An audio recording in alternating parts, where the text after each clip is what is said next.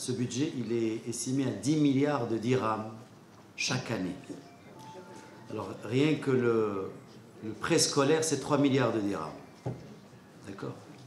Alors, l'année dernière, la loi de finances 2019 a prévu 1,350 milliard de dirhams. Ça ne veut pas dire que c'est uniquement ce qui a été utilisé pour le préscolaire. Il y a la contribution des partenaires. Quand on dit nous avons mis en objectif de créer 4000 classes, d'accord? Ces 4000 classes, nous les avons réalisées avec nos partenaires. Et il y a énormément de partenaires qui se sont engagés à la réalisation de cet objectif. Et nous avons dépassé cet objectif et nous avons pu réaliser 5800 classes. Donc, record. Donc, aujourd'hui, il y a un effort budgétaire très conséquent de la part du gouvernement. L'année dernière, il y a eu les 5 milliards additionnels pour arriver à 68 milliards. Je fais remarquer que depuis 2006 à aujourd'hui, on est passé de 38 milliards à 68 milliards. 30 milliards de dirhams en 7 ans-là, en 13 ans. Et donc, chaque année, parmi les rares départements qui a bénéficié d'une augmentation budgétaire, c'est celui de l'éducation. Alors, nous n'avons pas 10 milliards comme ça, je veux dire, uniquement pour le ministère, mais la contribution dans la mise en œuvre de la loi cadre fait intervenir d'autres départements ministériels. Il n'y a pas que nous. Les collectivités territoriales, par exemple, sont impliquées et donc leur budget passe par l'intérieur. D'autres départements ministériels. Donc, aujourd'hui, nous sommes en train de parler de un système. Donc, il faut voir la budgétisation de ce système. Et la budgétisation de ce système, c'est le sigma de tout ce qui est alloué à l'effort budgétaire dans le cadre de la loi cadre. Les priorités.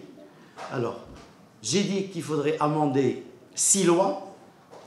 Il va falloir mettre en œuvre 79 décrets et quelques 80 arrêtés. Il y a un vrai programme législatif qu'on va devoir présenter devant le Conseil de gouvernement, l'adopter pour pouvoir commencer à dérouler.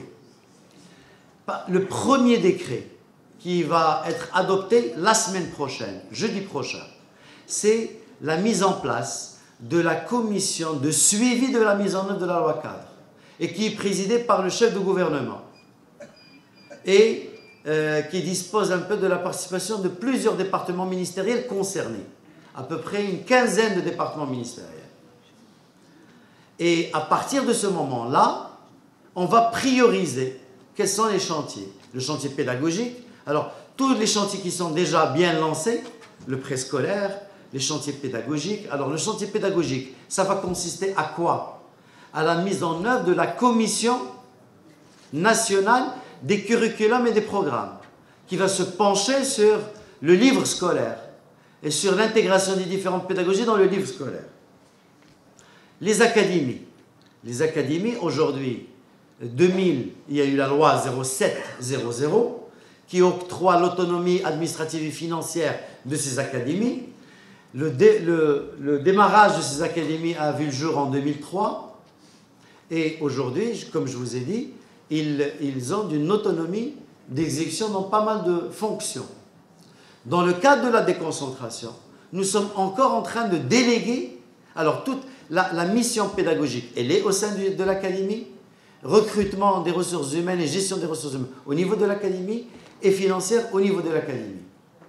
Et donc nous sommes en train de déléguer, d'accord, les dernières prérogatives qu'a le ministère pour que l'académie puisse disposer de toute cette autonomie.